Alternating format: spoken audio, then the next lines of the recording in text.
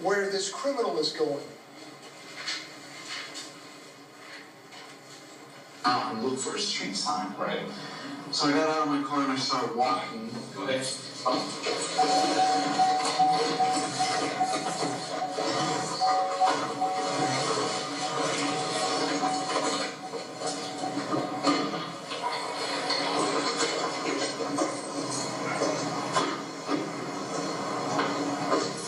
I was still on the phone with non-emergency and I started walking.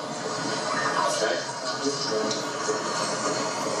And because I didn't see a street sign here, but I knew if I went straight through, that's where Street View Circle, and I could give me the address of the house here in front of me. And there's no address because this is the back of the house. Did you catch him there? Did you see that? There's an address right there to the right, but of course he directs the attention to the investigators. Change your clothes. See, this is the back of the houses. There's no address there. Like they're just fools.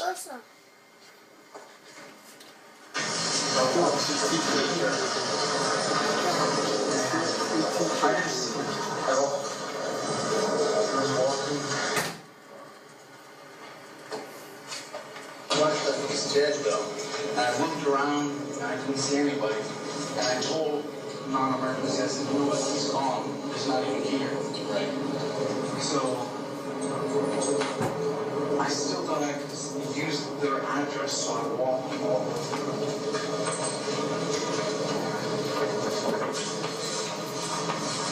I actually walked all the way to the street. And I was going to give them this address. And they said, well, if he's not there, do you still want a police officer? And I said, yes. And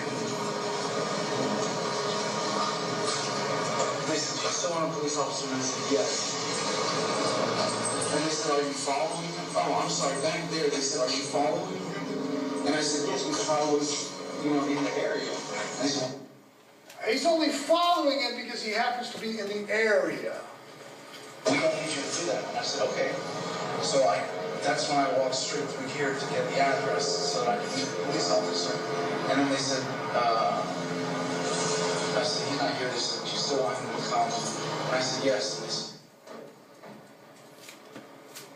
I passed here, I looked, I didn't see anything again. I was walking back to my truck. And then when I got to right about here, he yelled from behind me, beside me. He said, yo, you got a problem? And I turned around and I said, no, I don't have a problem, man. Where was he at? He was about there, but he was walking towards me. Right here. Yes, sir. Like I said, I was already past that, so I didn't see exactly where he came from, but he was about where you were. Okay. And I said, no, I don't have a problem. And I went to go grab my cell phone, but I left it in a different pocket. I looked down in my front pocket, and he said, you got a problem now. And then he was here, and he punched me in the face. Right here? Right this way. Around here. Okay. To be honest, I don't remember exactly. I stumbled, and I fell down, he pushed me down, somehow he got on top of me. On the grass or on the snow?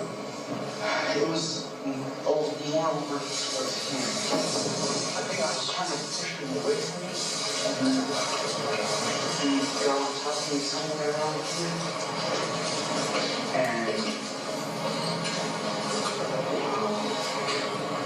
I started screaming for help. I started screaming help as loud as I could. Notice what's right here. One of those sprinkler boxes thing. Could that have caused some of the injury?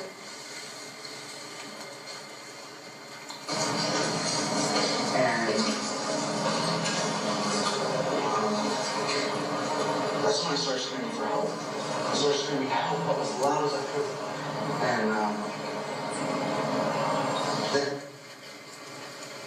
my jacket moved up and I had my firearm on my right side hip. Did you see where he's pointing to? Did you see where he's grabbing?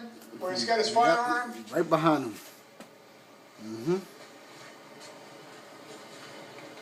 My jacket moved up and he saw it. I feel like he saw it. He looked at it.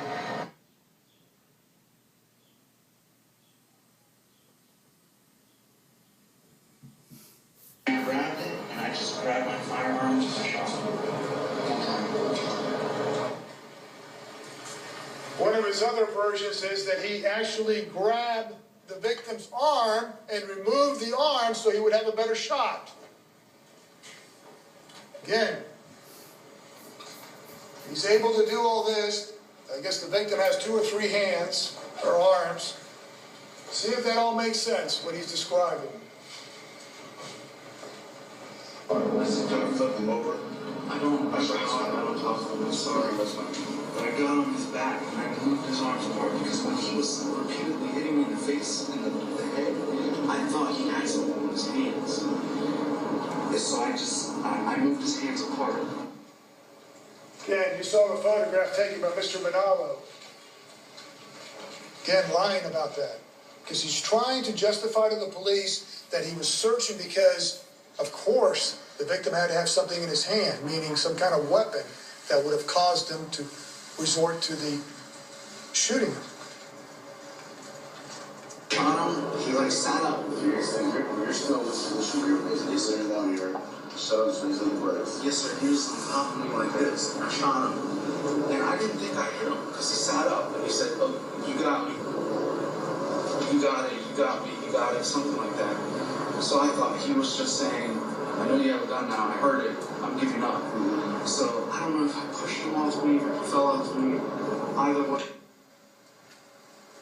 First he says he assumed he hadn't shot him, but then he had to push him off of him. Does that make sense? I guess when he said, you got me, he just kind of fell into him when he hasn't been shot. And again, this is just in written form, some of the stuff you've already heard, just to kind of remind you of some important stuff. You've also got, and I'm not going to play it for you, but you got a clubhouse video. It's very short. There's clips of it. By coincidence, it appears that there's a vehicle going in, and you might even see a person. Not that you see a full figure. That's just impressions or shadows, but you definitely see a car around the area where the mailboxes are. By coincidence, what Rachel Gentile told you all in terms of where the victim was describing he was. Under that shaded part, when it was raining, he was in the mailbox. When he described the defendant looking at him.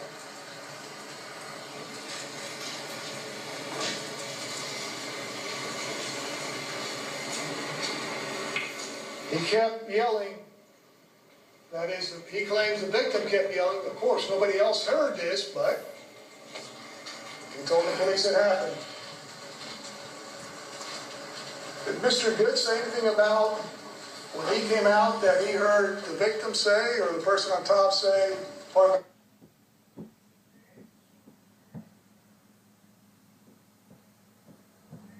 and when you watch the video? Defendant's interview on the 29th. An irrelevant question. Just so you need to know, he's the lead investigator. It doesn't have to do with the investigation.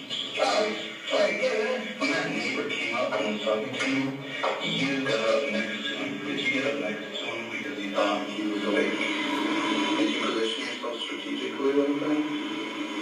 No, I was just trying to hear what you saying. Oh, all right. He seemed nervous. I didn't think it was like gonna beat you up, and I can do what you mean. I thought you were, the 4 of you kind of got in between them. That's it. Natural. Do it for me, then do it.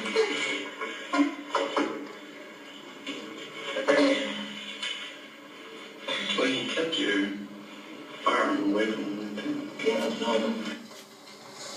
Just a minor point. What was the relevance of that? Why did I think it was important for you to hear again? Because in terms of wanting to be a police officer, he wants to know what she was doing to safeguard the firearm when somebody's around. Again, he's trying to talk that police jargon. He's also trying to be impressive, impress his police officers. Like, yeah, I'm one of you all.